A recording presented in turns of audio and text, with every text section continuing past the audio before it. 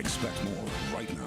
You're watching Wave 3 News. Boy, what a wild weekend it was. 55 water rescues in a 24-hour period. Take a live look here behind us. They've got 16 pumping stations up. Just put a 6th flood wall in. Yeah, and we have school closings right now this morning as well. Because of that flooding, Bullitt County schools closed. Several others scrolling at the bottom of the screen as well. We want to start our team coverage. We have 2 reporters live in the field this morning with an update on the trouble spots. But first, we need to get right to meteorologist Brian Good, because the flash flooding may be over, Brian, but the Ohio River, very dangerous here this morning. You got it. And it's pretty much at its highest point now. We're going to rise maybe an inch or 2 as we head toward midday today. Not a huge difference as far as what it impacts are right now outside into downtown and along portions of the Ohio riverbanks itself. Here's the current status on the upper gauge. 35.5 feet, forecast to get close to right at 36 as we head toward about midday today. Lower gauge right now right at basically 67 feet, just a hair above that toward midday. White River, of course, is already there above flood stage across the East Fork there into portions of Seymour as well as Rivervale, and the Salt River is up, causing problems in Shepherdsville at 35 feet is the crest there, a little over that. Now it'll be later on for this afternoon to the evening time period. Comparing just say the upper gauge to previous flood events, forecast of 36 is going to be the highest since 1997. It's going to beat 2011 and 2015. If you remember those, it's going to be certainly above that. Already is, in fact, and that's certainly the reason why it's been a long time since we've had to deal with river flooding like we were dealing with here across the Ohio River Valley. Right now, no additional rain is forecast to fill in the basin. That's good. Just some showers across Adair County, and those will be fading out as we head through the morning period. Temperatures today now in the 30s in many spots. Will climb to about 60 as we head into this afternoon. So beautiful weather set up for today. Now on the traffic side here for this morning, we're keeping an eye on a couple of issues that have been developing. We had one crash that took place here in the Snyder Freeway, the westbound flow near the Smyrna Parkway, but the latest look shows LMPD has it off to the actual median, or the side I should say, on the emergency lane, so it's not blocking the main traffic flow. That's certainly some good news. And our storm tracker is out and about. We're keeping an eye as well as on what's happening downtown and River Road. You see the storm tracker now heading toward portions of Melwood and Zorn. For more on that, it's sent back over to Lauren and John. All right, yeah, one of the weirdest sights this morning is the big black hole over the Ohio River this morning of the Lincoln and Kennedy bridges. They've shut the power down to the bridges, so you see all this light and then car lights heading across the bridge in the darkness. Yeah, I was driving in this morning looking at it. It just looks spooky, seeing the tiny little dots of the car headlights. Another thing that looked kind of strange, driving in on 71 here this morning, all of the barricades going off to the Zorn Avenue exit. Wave 3 News reporter Kayla Van Meter heading that way here this morning. Kayla, I saw the water rising near Zorn, and a lot of people use that exit to get off 71.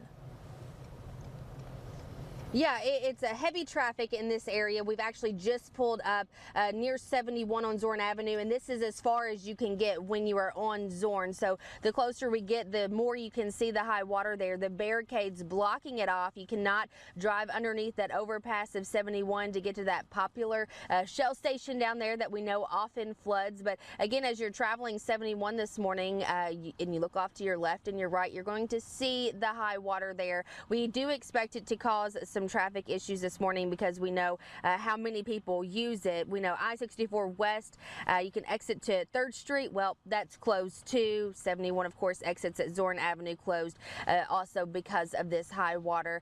It's just a really convoluted area here. We know Melwood Avenue has been shut down, portions of it for several days now, and we expected to see that water creep onto Zorn Avenue. It did just what we expected it to do, again causing massive disruption this morning for your morning commute on I-71 in the Zorn Avenue area. So just keep that in mind. You'll want to take an alternate route. Of course, we did a big loop. We came around Brownsboro Road to come back up Zorn Avenue to show you this bird's eye view right here of Zorn Avenue at I-71. So we're out and about this morning bringing you more coverage of the aftermath. Well, I guess we can say aftermath, right, of the flood until the next little bit of rain comes in that Ohio crest. But again, we'll keep you updated right here throughout sunrise. For now, reporting live in the storm tracker, Kayla Van Meter, Wave 3 News. Okay, that's Louisville. Both sides of the river, though, dealing with major flooding with homes and businesses underwater in southern Indiana, too. Yeah, we want to continue our team coverage here this morning with Wave 3 News reporter Jabina Fortson live in southern Indiana. Jabina, I loved it just a few minutes ago. You said swans just floating down driveways there where you are. Lauren, I don't know if it's the city girl in me, but I was losing it when I saw the swans. I couldn't believe it. But behind me, this is one of 3 signs, I believe, that we passed on the way down through Blackiston Mill Road, which is what I'm on right now. Check out all this water going all the way down the street here. Mailbox halfway underwater. This home, I feel so horrible for the people that live here. I mean, water is just all through and through their home. And this plumbing business behind me also underwater, and the irony there. You know, this is what's all over parts of southern Indiana. Utica, Jeffersonville, and Utica, they declared an emergency, their disaster emergency, you know, evacuating families out of their homes, trying to get them to higher ground, safer locations, home underwater there. We met one gentleman yesterday who could not find his home until he found our Wave 3 news crew on the ground. They were able to zoom in with the camera so that he could see his property, and he just couldn't believe his eyes. It's a hard feeling to describe, to see that what you have is almost gone. Hopefully it won't be gone. Hopefully I'll be one of the lucky ones that survived with minimal damage. Yeah, I hope he has minimal damage as well. Police also issuing a warning this morning to people. You don't know what's in this water. It's dark, especially at this time in the morning. You can't see what you're getting your feet into. That's why I'm not really going very deep in the water here, because you can't see. And my boots are fairly bright here, but they want people to stay out of the water. Don't use it as a tourist attraction. And we'll hear more from state troopers coming up in the next half hour. Reporting live in Clarksville, Jobina Fordson, Wave 3 News. Yeah, it only takes 6 inches of water to just sweep the vehicle off the roadway. So if you see any water, as we always say, turn around, don't drown. Well, from the flooding we're tracking here at home to the severe weather in other parts of Kentucky, a tornado killed 2 people Saturday night in Logan County. National Weather Service confirming it was an EF2 tornado with winds to 135 miles per hour. You're seeing some of the photos here of the damage. You can see the house roof completely torn off, trees uprooted and snapped in half. Officials say one victim, a 79-year-old woman, was heading to her basement to take shelter when the roof collapsed on her home. Another person was also killed in the Keysburg area. Got a look at another MSD floodgate closure, this one on Port Road. They explained that they closed the gates, keep the river out, and for the last few days, MSD's been working OT on this. With the water still on the rise, they're not slowing down. MSD has employees working around the clock at 16 different pumping stations. A reminder, if you need help, contact the Red Cross. With reports pouring in of all these people being evacuated from their homes all over Wave Country, they want to help. They have more than a dozen emergency shelters now set up. You can find a full list at wave3.com. In other news here this morning, a crash killing 2 people in Marion County, one of them being a teenager. This happened just before 11 o'clock yesterday morning on KY 208 outside of Lebanon. Police say 17-year-old Olivia Ford was driving northbound when she overcorrected and collided with another vehicle. She was pronounced dead at the scene. The other driver, John Wright, died at the hospital. He was not wearing a seatbelt. New on Sunrise, crews worked to put out a fire this morning at a business in J-Town. It happened at 2230 Ampere Drive. Crews responded to the fire right around 1 o'clock. Fire officials say the awning of the front of the building caught fire and then caused some damage in the inside foyer of the business. Nobody was hurt.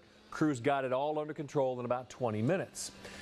Now we have a look at the damage from the house fire last night that we reported. It happened in the 4300 block of Shepherdsville Road in Butyl. Crews started working that fire about 8:30 in the evening. Nobody was hurt in that blaze. Approaching 8 after the hour. The next 12 hours looks like we'll feature some showers around off to the south. Overall looking pretty good today. We'll start off around 40 degrees, and then as we head throughout the afternoon period, we're talking about temperatures closing in on 60 as we head into this afternoon. So a dry setup for a lot of us today and tomorrow. But the rain is back for Wednesday. We'll talk about that after the break. And here at 6:08 this morning, the new investigation into 3 sheriff's deputies in Florida and whether they could have done more to stop a school shooting. And the 2018 Winter Olympics have officially come to a close. We'll tell you about what many view as a disappointing performance by the United States. And we'll talk about the next summer games and some of the new sports they've added, like climbing and karate.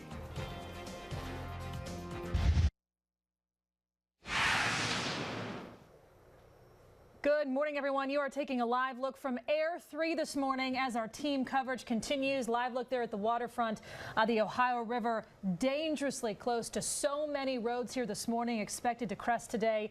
We are not far from the 97 flood. We have all of our reporters live out in the field this morning with an update on the trouble spots both in southern Indiana and in Kentucky. Brian will also have your forecast coming up in 1 minute. In Pyeongchang, the cauldron's been extinguished. The torch passed on to Beijing, which hosts the next Winter Olympics in 2022. The last night of the 23rd Winter Olympics was fireworks-filled events celebrating the athletes, including likely last-time Olympian Lindsey Vonn and the shirtless cross-country skier. A lot of people talking about him through the opening ceremonies. In Pyeongchang, the U.S. won its 100th Winter Olympics gold medal, first ever golds in cross-country, curling, and the end of a 20-year medal drought in women's ice hockey. That game was awesome. The U.S. also won 23 medals in these games. The most medals were won by Norway at 39. Well, looking ahead now to the next Summer Games in 2 years, Tokyo will stage the Olympics for the second time. And they're going to have 4 new sports: surfing, climbing, karate, skateboarding. The medals up for grabs in Tokyo will be made from recycled cell phones. Do skateboarders say that's epic, like snowboarders do? And yes. They're stoked? Yeah. Excited for that. The How countdown. many times did you hear stoked in the Winter Olympics the this year? entire time. Countdown to the Beijing 2022 Winter Olympics officially underway. Preparations have already started as well in Beijing, which held the 2008 Summer Olympics. Will be the first city to host both a summer and winter games. Ice sports will be held in former venues from the 2008 games in the capital, while 2 other regions will be developed to handle snow and mountain sports. Okay, here at 6:13, this live picture behind us here from Air 3, maybe the most deceiving live pictures we'll ever show you on sunrise, because it's dark and you really can't tell the water levels. That looks like it could be a normal morning, but it is anything but out there, as we are very close to a historic flood again. Yeah, exactly. The Georgia Queen and the Belle will anchor down, so they're not going anywhere, but the water's on either side of them, so you can't really get on or off. It's strange when you drive in this morning, if you're coming in on 71, the Lincoln and Kennedy bridges, they don't have power to them this morning, so it's just a big black gaping hole. A live look from Air 3 behind us. Getting downtown is going to be an event this morning with all the closures. Are you seeing any problems so far? Not yet, but with River Road being impacted, and of course the 3rd Street ramp being impacted, 71 is pretty much the only way you can get from back and forth in Oldham County. That's what everyone takes, is River Road mostly. So that will cause a big backup here for this morning and this afternoon. So just kind of a heads up on that. In the coming days, 71 traffic will continue to be a mess, as well as portions of Brownsboro. We're still dealing with the flooding taking place here. We still have some rain to talk about way to the south, though, across southeast sections here, Wave Country and Adair County, but that is starting to move out. That is certainly some good news. In fact, clearing skies trying to work their way in from the north and west. Great timing for that. That means a decent amount of sunshine will be heading our way. Right now, Louisville 40 degrees here, 37 into Salem. Still got some 40s with the clouds are holding tough in our southern counties here for this morning. Forecast today will climb into the 40s here the next few hours, and then this afternoon right around 60 degrees, and we'll go even higher tomorrow at 68 to 70. And for some, it's going to be hard to enjoy warm weather like this, considering what's happened to the river, but at least we have some dry weather to help things out in the short term. Much more on the rainy setup, though, that's coming our way from the Weather Garden coming up in a few minutes. Well, here at 6:15 this morning, other big stories we're following now. Emotions running high as Florida students prepare to go back to class for the first time since a school shooting claimed the lives of 17. Now, there are new calls to oust the sheriff who oversaw the entire response. For the first time since the massacre, the students and parents were allowed to enter Stoneman Douglas High School last night. Counselors were there to help ease anxious students and parents as they head back to campus. The painful homecoming comes on the heels of new controversy this morning surrounding the police response to that shooting. Local officers claiming 3 sheriff's deputies did not enter the building where the majority of the shooting took place. Broward Sheriff Scott Israel telling NBC's Kerry Sanders his office is now investigating. Right now, I'm not going to tell you that other Broward Sheriff's deputies didn't go in when they should have, but I'm not going to say the opposite either. We are going to investigate. We're going to do it thoroughly. We're going to do it comprehensively. We told you before that at least one of them was caught on security camera not entering, and now we're getting word again that 3 of them were caught as well. They will not do it alone, though. The Florida's governor has asked the state to investigate the response to the shooting as well. Well, mourners pay tribute to the late Billy Graham here. The Reverend Billy Graham will lie in repose at the boyhood home on the grounds of his namesake library in Charlotte, North Carolina. He died Wednesday at the age of 99 at his home in North Carolina's mountains. His body arrived at the library Saturday. Former President George W. Bush and his wife Laura Bush will be among those attending today. New fallout over accusations of illegal payouts to college athletes from some of the nation's top basketball programs. The University of Arizona lost top recruit Sharif O'Neal, son of a guy named Shaquille O'Neal, who tweeted he's going to look at other options. ESPN reported the FBI caught head coach Sean Miller on a wiretap discussing a $100,000 payment to a freshman star. Miller denied offering that payment, saying he's confident he'll be vindicated. The Arizona scandal comes on the heels of a bombshell report from Yahoo Sports naming at least 20 Division I colleges in a federal corruption investigation. The Yahoo story included hundreds of thousands of dollars in advances and inflated travel expenses shown in documents turned over by an agent. 3 UK players and 1 U of L player were named in the documents. Selection Sunday, less than 2 weeks away now. This year, it's going to be a little more difficult to explain away the elephant in the room and the fact that college basketball coaches may be paying $100,000 for recruits. NCAA President Mark Emmert said Friday if the allegations are true, they, quote, point to systematic failures that must be fixed and fixed now. Well, just ahead, Justin Thomas in action at the Honda Classic, the local star's sudden death playoff as he fights for his second Tour win of the season. We'll show you next. And we're keeping an eye on the roads for delays here this morning, of course, when it comes to the closures, thanks to the Ohio River being out of its banks. But also keep in mind there's another closure that will take place today. Some lanes will be closed in either direction here for the Clark Memorial, the 2nd Street Bridge, starting today. And that could continue to the overnight as well. Much more on that setup and, of course, the latest on the rain chance coming our way next. Well, in the midst of all the flooding, sometimes animals get forgotten. That was not the case, thankfully, yesterday. Our viewer, Charlie Cecil, sending us a photo of a bunny stranded in the floodwaters. Charlie and a friend were heading back home in a canoe. They scooped up the little guy and set him free on dry land.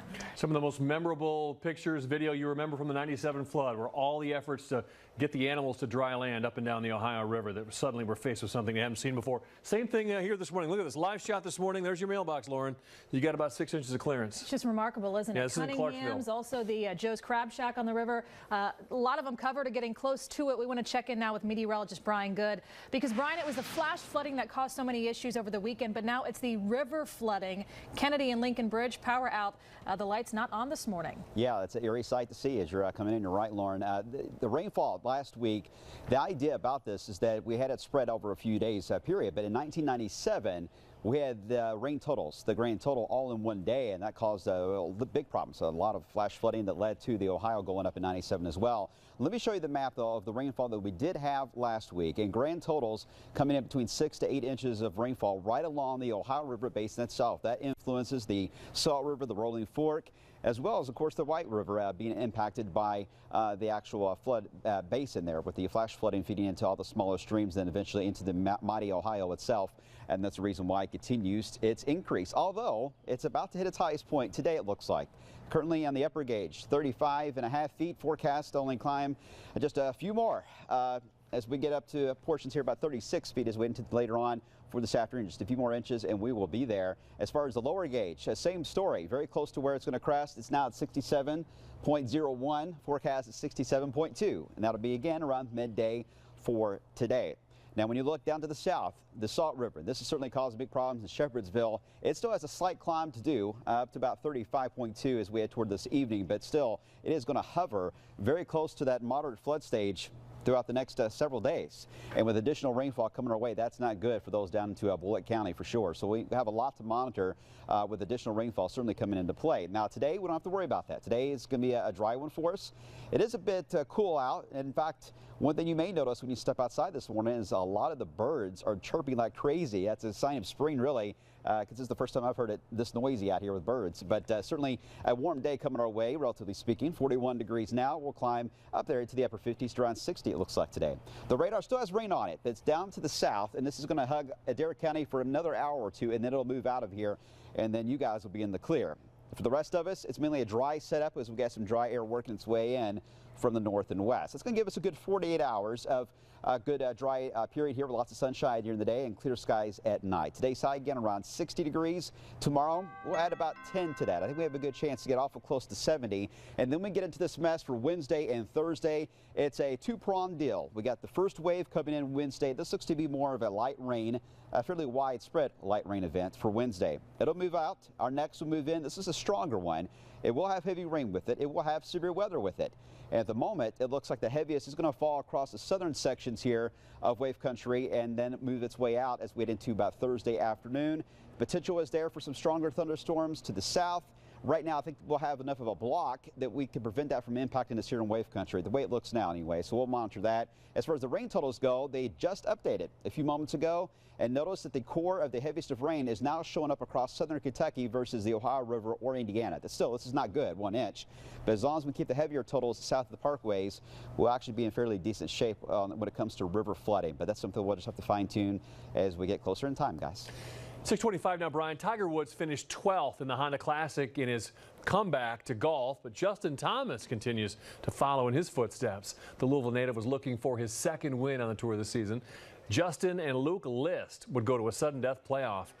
On the second hole, List's second shot just a bit outside.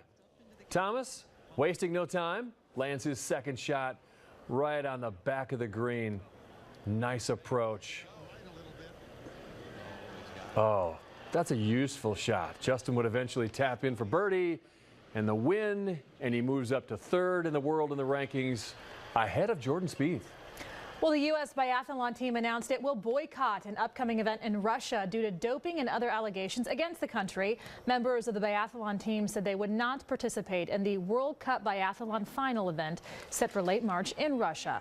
The Americans said they would not participate out of concern for their own physical safety and to support clean sports programs. The U.S. statement said 6 Russian athletes in the sport are already sanctioned by international authorities based on the 2014 Olympic season.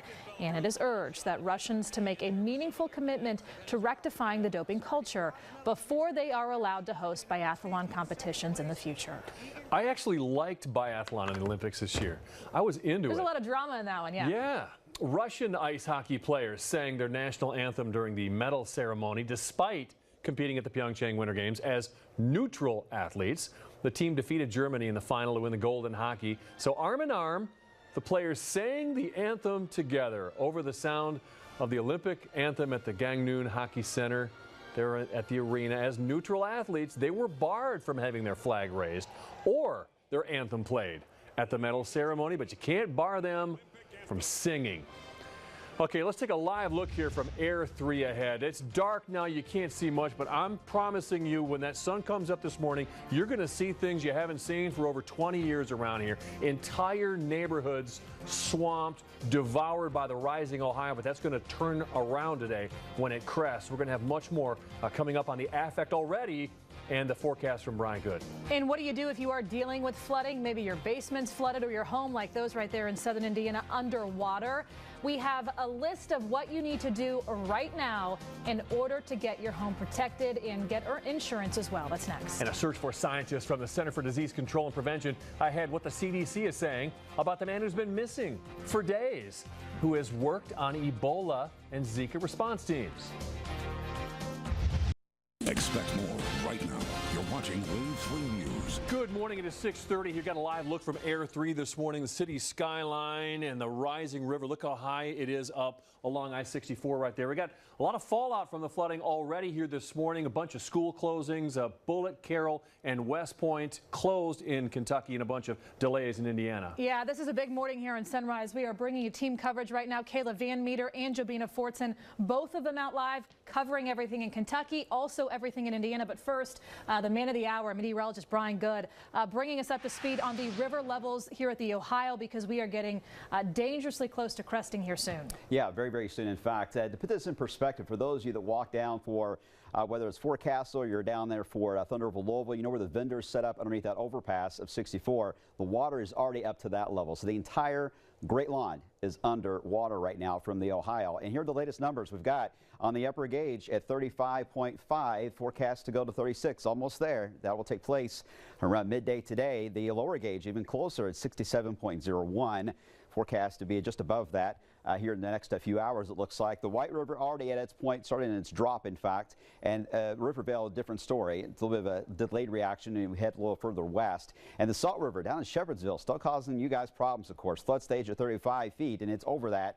And that it likely will hold very close to 35 feet for the rest of the week, the way things are beginning to look. Now, we do have some rainfall to talk about this morning, but it's way to the south and Adair County. It's been persistent, but the situation on flooding down there is not even close to what we have up here in northern areas of the state. So overall, it's going to be a light event for them. For us, we're talking about a decent amount of sunshine that will develop today, chilly, and then we'll climb to about 60 degrees this afternoon. On the traffic side for this morning, we'll keep an eye on the sensors here. Got a couple of issues that have shown up. One being still on the Snyder Freeway. This crash took place on the westbound flow or the southbound flow, depending on how you look at it, of the Snyder Freeway at Smyrna Parkway. And it looks like it's still impacting. It's right behind here, but there are some lights, cop lights there on the left side of that screen, so a heads up on that. Otherwise, the other issue is tracking these roads and the impact they will have when it comes to some of the closures. The storm tracker right now, you see it at Zorn and very close to I-71 there, guys. I'll send it back to you for much more on the situation down there at the waterfront. Yeah, and if you're driving in on 71 this morning, an eerie sight. It is lights out on the Kennedy and Lincoln Bridge this morning due to the massive flooding. We are taking a live look here this morning from Air 3. You can just see the tiny headlights driving over the bridges. It's strange. Yeah, shutting off the power to the Lincoln and Kennedy Bridge, something I've never seen before, anything like that. A big black hole out there when you're coming in this morning. You may have to find a different way to work this morning. Flooding still causing some major road closures. Wave 3 News reporter Kayla Van Meter live on Zorn Avenue this morning. So Zorn, off limits from 71 right now. Yeah, it's ghost town out here. We know that's unusual too for our morning commute Monday through Friday. It's usually so busy right here. The exit of Zorn Avenue near 71, and you can see why. Here's the ramp onto Zorn Avenue, completely just covered in the overflow from the Ohio River. And again, it's causing some issues. Several cars continue to drive this way and then quickly notice again that it's closed off. There are barricades right up along Zorn Avenue, so you do have some time to turn around before you get yourself caught up into this mess. But again, no matter which way you're taking 71 on Zorn Avenue, you will not be able to travel far. And this goes all the way down to River Road. River Road closed as well, so make sure you're taking an alternate route. Yesterday, we met up with the mayor and MSD too, talking about the flood wall closures that have taken place. We do know that MSD has pumped out 11 billion gallons of water within the last 24 hours. We know a lot of water left behind as well, and a mess to be reckoned with too. The damage says the mayor says that the damage does exceed that $2.8 million threshold that it takes to ask FEMA for some help. But just how much money is it going to take to clean all this up? Right now, we do not know just yet. The mayor does have one request, though, for those who are in a safety zone. Make sure you're steering clear of the areas such as this or anywhere close to the Ohio River or the high level of waters. We know it's interesting. You want to see how just how bad it is, or get some video or pictures on your own cameras and phones, but he's asking that you just steer clear so that all of the workers can do their job and everyone stay as safe as possible. So we're live out here on Zorn Avenue this morning, bringing you the latest right here on Sunrise. Guys, we'll send it back to you. Yeah, and we are keeping everyone covered here this morning, even in southern Indiana. I know a lot of folks there also dealing with similar issues. Wave 3 News reporter Jabina Fortson continues our team coverage right now in southern Indiana. So you've shown us homes pretty much underwater this morning. What do you got now? I have swans. Look at this. There are swans on the other side of this fence. I hope you can see them. I'm going to have our photographer Lee move the camera over. They just showed back up, guys. Swans in the front, what is supposed to be the front lawn and driveway of homes. They are just hanging out, having a good old time here. I cannot believe this. I mean, wow. Wow. Anyways, it's crazy. But the water is very deep out here. I just got stuck in it. Okay. There's a lot of water out here. homes.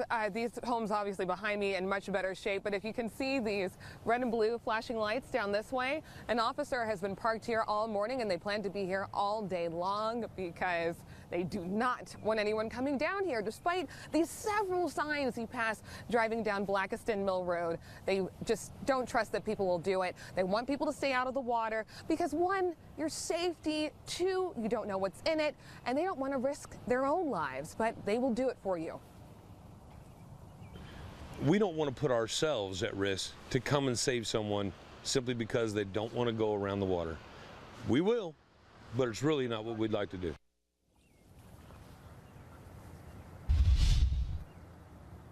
Okay, back here live this morning on Blackiston Mill Road. I really need to be careful and make sure I don't fall. But this is why, you've got to be careful in these situations. Water all the way in someone's lawn. I thought this was much more shallow than it was. That's another thing. You don't know what you're getting into until you're already in it. There are also shelters set up across southern Indiana, in Jeffersonville specifically for the Red Cross, for anyone in need of shelter. Reporting live in Clarksville, Jobina Fordson, Wave 3 News. Yeah, and if you live in southern Indiana along the river there, no stranger to the flooding. We've spoke with a lot of people who said, yes, they knew the heavy rain was coming, but didn't expect it to reach their homes. Over the last several days, parts of Clark County saw about 7 inches of rainfall. Silver Creek is rising as we speak, and businesses there are closed, some of them completely underwater. Well, if your home is damaged from flooding, MSD says you should wait to see if the water recedes before calling. So here's what you can do in the meantime. First, make sure to contact your insurance agent. Then start a list of damaged items and take photos or videos during the cleaning process. Of course, open some of your windows and doors and set up a fan to blow the air outside to prevent mold. Clean and disinfect every surface. In the kitchen, you'll want to use a disinfectant on glass, china, and porcelain, then let them air dry. Of course, throw away flood-soaked items that can't be repaired or disinfected, including mattresses, rugs, upholstered furniture, and yes, kids, even your stuffed animals. And of course, you'll want to wear a protective mask to prevent breathing mold, and of course, wear high boots as well in the water there. Call a restoration company if you need help, and be prepared, unfortunately, for a long wait. Okay, plenty of other news going on too here. New on Sunrise, crews fight a fire at a business in Jeffersontown this morning. It happened at 2230 Ampere Drive right before 1 o'clock. Fire crews say the awning on the front of the building caught fire. Then it caused some damage in the inside foyer of the business. Nobody was injured. Crews got it all under control in about 20 minutes. Republican senators hope to vote on an overhaul of public teacher pensions this week. The bill's sponsor says the Senate committee is expected to vote on the proposal Wednesday. It'll then be sent on to the full Senate. Now, most of the savings would come from benefit cuts. The plan would cut in half the yearly cost of living raises for retired teachers over the next 12 years, stop paying them for any unused sick days accumulated after July 1st, and make changes to benefit calculations to encourage teachers to work longer. All right, over the next 12 hours, quiet weather for us. Other than the river flooding, the weather itself is actually going to be very cooperative today. We're talking about plenty of sunshine and highs right around 60 degrees. Another dry day tomorrow, but then the radar will likely light up again here into Wave Country. Details on that coming up after the break. And still to come, the charging device fire that is sparking more concern over certain types of batteries and what they're used in every day that could cause you trouble as well. That's next. Our big weather coverage continuing here this morning. A dramatic disruption to a game involving Murray State last night in Tennessee. The gym there at Austin Peay State University had to be evacuated. It appears lightning struck the roof, leaving a gaping hole for the rain just to flow through. 15-year-old girl was hit in the head by debris, then taken to the hospital. The game was delayed for 3 hours while the court was cleaned up. Murray State would go on to win 73-64. Okay, here at 643, take a live look behind us here in southern Indiana. Look at this. The water right up halfway up the window right there as that road is closed. I thought the picture that was really telling the story of how bad this was, the mailbox. From the bottom of the mailbox to where the flooding, a good inch or two. So you can imagine just feet deep. Yeah, no mail today. Yeah, no mail today. I do have an update on some of the roads, but I want to pass this along here. We just got this from Andrew Clifford over at the State Transportation. In Trimble County, the water is now over 2 locations there on Corn Creek Road. Mile marker 2.1 and 3. Preston Highway in Dubois County, there's now a closure there that extends all the way back to mile marker 9 as of last check. But some good news in Trimble County. Connector Road is going to be reopening at Little Kentucky River for those of you who live in that area. That's the latest we got there. We'll keep you updated as we head throughout the day, as I'm sure there'll be more adjustments as the river continues to crest and then change its flow in the other direction, hopefully fall as we head into this afternoon tonight. McAlpin lower, 67.01 feet, forecast crest at 67.2. And that will put it, of course, the worst since we've had it since 1997 when we hit that 70-foot mark, but it certainly beats the 2011 and 2015 floods that we had in the area. It's pretty much the same story for the McAlpin upper. Right now, 35.5 feet, forecast at 36 around midday today. Very slow drop, by the way. It, too, the highest since 1997, which isn't too far away, by the way, at 38.7 feet. And the Rolling Fork, notice how it stays rather high all the way through the week here at near moderate flood stage the entire time. And it's pretty much cold steady for you guys down there into the Boston area, into Nelson County for a while, it looks like. So we'll keep you updated again as we get more adjustments to this. The additional rainfall is not going to help things for the middle of the week. Today, it's mainly a light rain event across Adair County. And that's it. Temperatures outside, it's back to cold weather for a lot of us, where the skies have cleared. 40 here in Louisville, freezing mark in some areas of Indiana. When we look at the 7-day breakdown, nice weather today and tomorrow. We're fine. Once we head into Wednesday, though, we have the beginning of a two-system deal moving our way. The first one will be Wednesday. It looks to be a general light rain on Wednesday, although it may last most of the day. It'll zip on by, and then the next one moves in. This one's going to be a larger system and a stronger one at that. Now, there will likely be a band of thunderstorms in the southern flank of this system, and if it can become horizontal enough, that may act as a block, a shield from all that deep moisture coming in from the Gulf of Mexico, and that will help on our rain totals and our severe weather potential. That is a possibility. That would be a good thing if it were to happen. Right now it's not a guarantee, but that's what we're trending for as we into Wednesday and Thursday, and then we get back to some quiet weather for the weekend. But when you look at the earliest alert, we're talking about back to cold weather with highs maybe in the 30s again as we head into March. And even some 40s. That leads us into snow talk. I told you we're not done yet. Snow talk, and when you look at the latest model trends, they're still aiming at the potential for snow to increase across the Ohio Valley, especially into March and eastern parts of Kentucky. A little too close for comfort. Right now, I see just a couple of systems that will likely be rain to light snow events on the 8th and again on March 11th, guys. Wait, time out. How dare you? How dare you bust out the snowboard and we're dealing with this today? Couldn't you wait till tomorrow? No, it snow's a lot easier to handle than what's happening now. Yeah. That's a good point. Yeah. Snow looks better. Looks a lot better right now. Yeah. March 11th. Yeah. What's the Derby forecast? Can you tell us that already? What's happening in May? At this point, who knows? Let's keep it on the nice side, I hope. All right. Thanks, Brian. Sure. 646 here. Carry-on bag fire on a flight is sparking new concerns about lithium batteries that power many of our gadgets like our smartphones, laptops, and e-cigarettes. This video posted online, look at it, shows people on a China flight throwing water and juice on the flames. The airline says a charging device not in use started that fire. Last month, a similar incident happened on a Russia plane. The FAA has tracked nearly 200 of these types of fires since 1991, prompting the agency to tell passengers not to pack those batteries in checked bags. It's not just a danger in the air either. Last month at a Denver airport, security video shows a fire starting in a bag that was getting screened at a security checkpoint. All right, Atlanta police now searching for a missing scientist who was last seen leaving his job at the Centers for Disease Control last Monday. Investigators say 35-year-old Timothy Cunningham left work early because he was sick, but had not been seen or heard from since. He was working as a commander in the U.S. Public Health Service and has even responded to the Ebola virus and the Zika virus outbreaks. Cunningham's parents said when they entered their son's house, they found his phone, wallet, keys, and car undisturbed. His dog Bo was also left at the home. Well, here at 6:48 this morning, big story we're following now. You are taking a live look from Air 3. Look at that. That's the Georgia Queen. You can see the top of that boat approaching the actual highway. This flooding is unprecedented. We haven't seen anything like it since '97. Brian will have a complete update coming up. It is a mess for sure. Well, I'll talk about the trends on that coming up after the break, as well as the latest on your traffic report. But first, here's the latest look at your Kentucky Lottery jackpots. We got the Mega Millions at $222 million, Powerball $293 million. The Kentucky Lottery, fueling imagination, funding education. Good morning. Take a live look behind us here as a flooding causing all sorts of problems. School closings now we have this morning. Here's the river. Here's 64 along. Good luck getting in this morning with the 3rd Street closed and Zorn Avenue Yeah, closed. it's remarkable. A live look there from Air 3. You can see the cars doing their best to try to get to work and school this morning. We want to check in with meteorologist Brian Good here at 6:52. So many of the main arteries to get to and from places you need to go just closed. Lots of problems. Yeah, if you're heading to downtown coming in from 71 or 64, you're going to have to go all the way to 9th Street or 22nd, unless you want to take 65 and try to approach from Jefferson Street. It's pretty much your only options at this point of exiting into downtown. The latest on the river stages, forecast to reach these levels: upper gauge 36 feet, lower gauge 67.2. This will all be midday today, and a slow drop, if that, as we head through the rest of the week. And you can see how the White River and the Salt Rivers are up as well. The good news is we're not adding to this.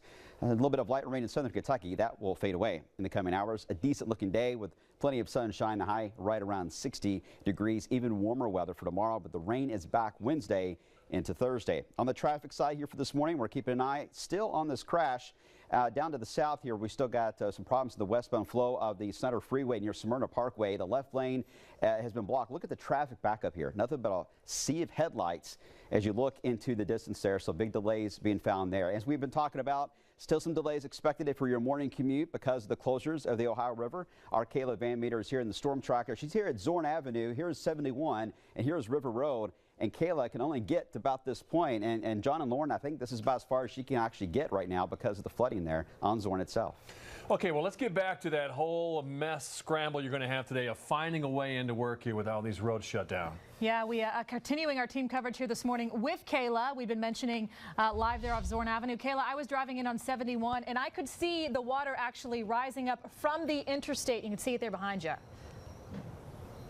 Yeah, the closest you'll get to Zorn Avenue from 71 this morning is that overpass right behind me. You can maybe give it a quick wave as you're passing by. The high water is rising on Zorn Avenue. All of the ramps in this area completely blocked off. It's a very unsafe area. They have several barricades and cones blocking this off to alert drivers that you are not able to make it through this area. And of course, we know Melwood Avenue has been blocked off for several days now. All of this water coming in as one, rising from the ditches, and again, it continues to get worse in this area, so you will have to find an alternate route. We will remind you too, Mayor Greg Fisher advising that you not come out and be a looker and just take pictures just to see exactly how bad things are, because you can find yourself in an unsafe situation. So we're here to give you all the latest info, and I'll tell you right now, Zorn Avenue near 71 is not a place you want to be. We'll send it back to you all. All right, 6:54 now. Both sides of the river dealing with huge issues here. Homes and businesses underwater over in southern Indiana, too. Yeah, Wave 3 News reporter Jabina Fortson continuing our team coverage here this morning. Just a few minutes ago, it was swans swimming down a driveway. Jabina, what's the latest there now? Lauren, I heard you mention earlier in the show about this mailbox behind me being one of the most telling images of the story. I mean, look at all of that water. I don't even want to get close up because I can't tell where it drops off, because you cannot see through this water at all. It's so dark. Businesses behind me completely underwater here. This home here as well, halfway underwater. This is what we're seeing in several parts of southern Indiana. Jeffersonville saw this, Utica as well. Police officers are actually at the front, just a few feet away from us here, blocking this roadway because they're not trusting that people will believe these signs and that they'll continue to ignore them and drive on down here. So they're making sure that no one gets through. As Kayla was mentioning earlier, people seem to just keep coming up and wanting to take photos and be a part of this, but it's not something that you want to be a part of, and it's really not safe. Reporting live in Clarksville, Jabina Fortson, Wave 3 News. Okay, so if you need some help, contact the Red Cross. With reports pouring in people being evacuated from their homes all over Wave Country, they want to help. They have more than a dozen shelters set up right now. You can find a list on wave3.com.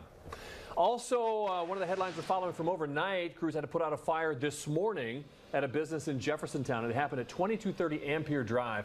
Crews responded to a fire just before 1 a.m. Fire officials say the awning on the front of the building caught fire and caused some damage in the inside foyer of that business. Nobody was hurt, and they got it under control in about 20 minutes. All right, we've been talking flooding. Let's talk snow now. Heavy snowfall overnight covered Rome's famed monuments in a white blanket. Tourists there gathered under umbrellas, snapping photos, taking video of the unusual sight of snow-covered fountains. Their schools closed due to inclement weather. About a bitter cold originating from Siberia, now sweeping across parts of Europe, is set to last over several days. And Brian just showed us snow talk a few minutes ago, and even into March he had some snow chances as well. It looks that way. Between now and then, at least we have some nice weather to enjoy, warm weather. And it's kind of going to be a weird day today, guys, with the beautiful weather and the river out of its banks there. So. Yeah, sun finally coming up. We can finally see this is the flooded off-ramp right there downtown. Look at that. Have a great day. Expect more right now. Download the Wave 3 News and Wave 3 Weather app and live streaming on wave3.com. Sponsored by Kaufman Stigger Injury Lawyers.